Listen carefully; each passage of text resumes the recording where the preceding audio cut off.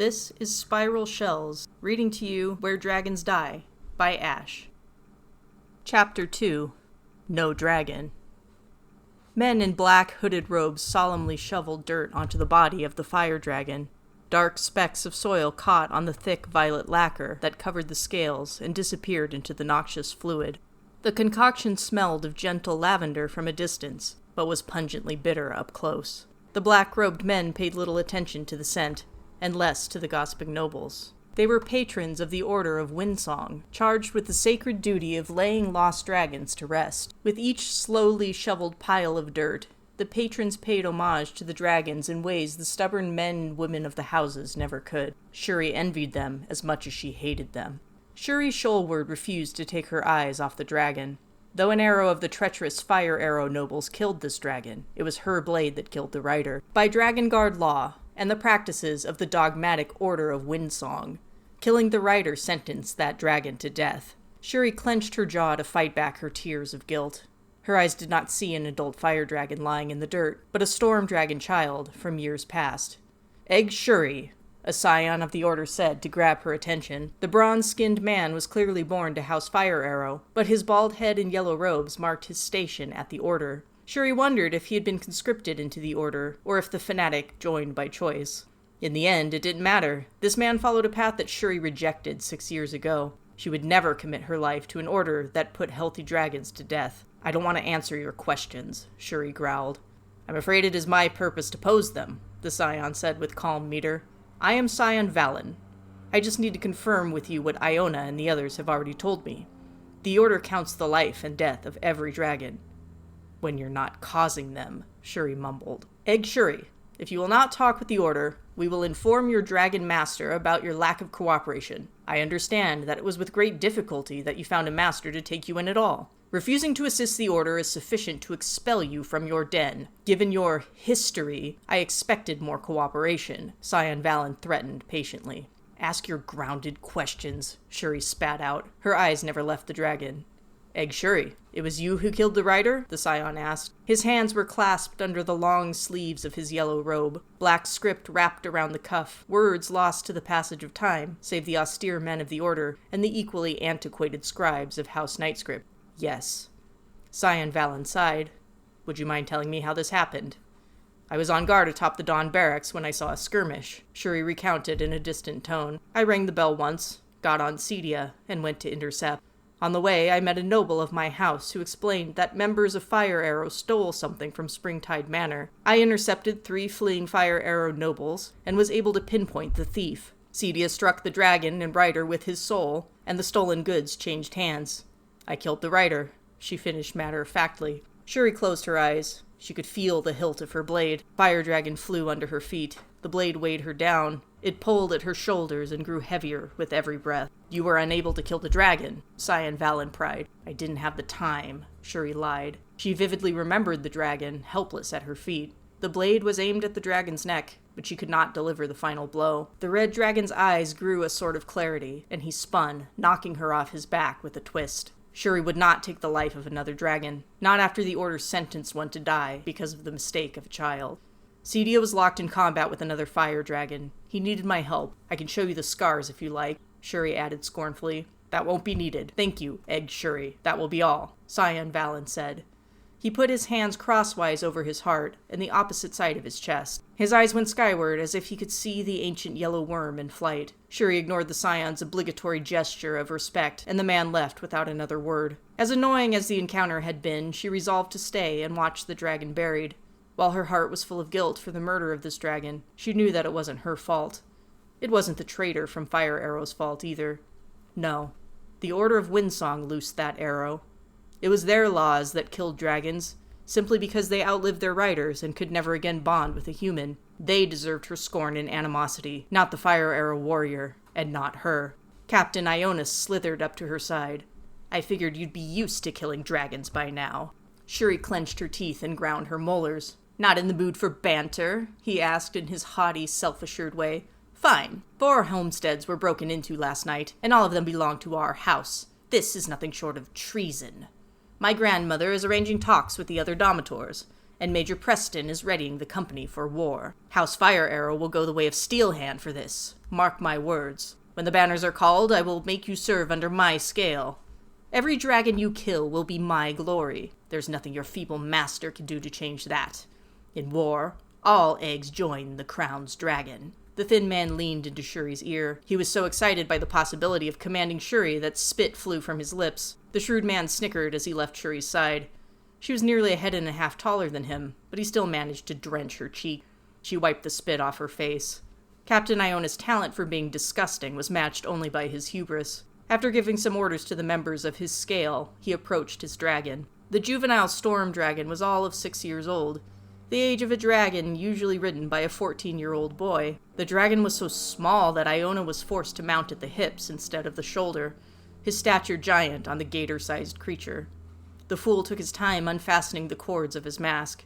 It was tied forward-facing on his neck, in the manner of a boy going to a dance, instead of the crown's dragon standard, of double-knotted so the mask hung reversed with the chin facing up. At his side, a 15-year-old waif of a girl waited. The girl was a new recruit that Iona had been considering all summer. She was a sweet-faced blonde girl from House Icewall, and Shuri made it a point to never learn her name. Their eyes met over graves of unnamed dragons, and the tart gave Shuri a look of revulsion. With a flip of her head, the blonde disregarded soulless Shuri. She gave Iona a sycophantic smile and handed him his audacious glaive. Iona's glaive, like everything about the man, was overly decorated and completely ineffective. The face of the hooked blade bore the 3 interlaced lightning bolts of family Boltree. The ornate pattern was fashioned from blue zinc and made its way down the 9-foot shaft of the pole. Iona Boltree could barely carry the thing, but insisted it could kill dragons in a single strike. The very idea of him using that blade in battle made Shuri snicker, but only until she thought of how excited he'd be to kill with it. Shuri brought her attention back to the dead fire dragon. Time spent at the grave had been hard for Shuri, but a sore back did nothing to distract from the pain in her heart. Flying on the rented wyvern only added nausea to her problems. The 2-legged beasts lacked the loyalty and power of dragons. Trained wyverns carried whoever grabbed the reins, and poorly trained wyverns killed riders in a heartbeat. Cedia's replacement was docile enough, but the up-and-down wave motion of its flight was no replacement for the steady flaps of a dragon. Shuri landed in her den's sky stable and handed the wyvern off to a stable hand, happy to be rid of the beast.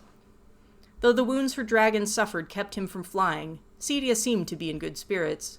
He was pushing oblong river stones into different piles, using his long snout and stubby arms to arrange his piles into some kind of draconic expression of creativity. Was he trying to communicate with her? Build a shrine to their friendship, or just organize them by color and shape? There was no way to know, but watching him work made her smile. "You got water in the brain, boy?" Shuri teased.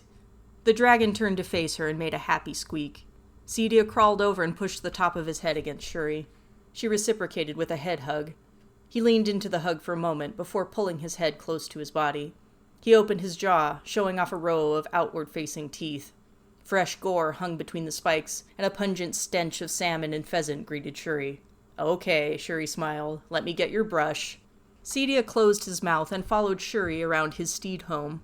She pulled out the dragon's toothbrush, which looked more like a morning star. The thin metallic bristles were stiff to a point, but shook when she smacked the base. Cedia sat down and opened his mouth to be pampered like a baby. Shuri chuckled and went to work. The bristles easily slipped between the forearm-length needles, and the dragon absently licked between them to grab the loose bits of food. Shuri put her hand on his wood-tough scales and scratched the sensitive skin between them. "Shuri, we need to talk," came the voice of her dragon master. "I'm busy." She closed her eyes to shut him out. Master Foon entered the steed home. He was an elder man in the better part of his 70s. His head was kept bald in the style of men of the order, and ornate metal piercings covered his ears, nose, and brow. The embroidered blue robes were made of fineries far greater than the scions and patrons. The moment he passed the threshold, Cedia picked his head up and glared. The dragon master raised a single hand, metal bracelets clacking together. Dragon and man glowered at one another until Cedia glanced down and away. The giant Cedia took several steps back and tucked in his wings to settle into a corner of his steed home. "I hate it when you do that," the imposing noble of Stormblade pouted. "He sees me as a dragon, Shuri. This will be your fate, too," Master Foon reminded her. "What do you want?" Shuri tossed the brush into a pile of river stones. "The time has come for you to leave the den," the master explained in a level tone. You have grown old and headstrong, and your strength in battle has made you lax in other parts of your training. You rarely meditate, and will not talk to me or the other eggs about your dreams. That's because it's none of their grounded business. Shuri opened her eyes and stared Master Foon down. She knew she couldn't defeat the old man in a fight or a staring contest, but she wasn't liking the tone of their conversation.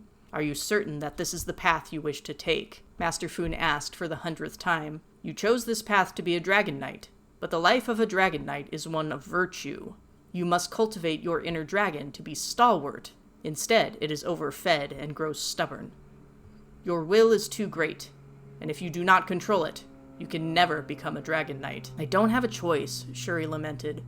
Not even the lowest Grand Edler in the kingdom would take me as Edler, and only Iona Boltree wants me to serve in the Crown's Dragon. My 6 years of shame have proven nothing to them, least of all my family.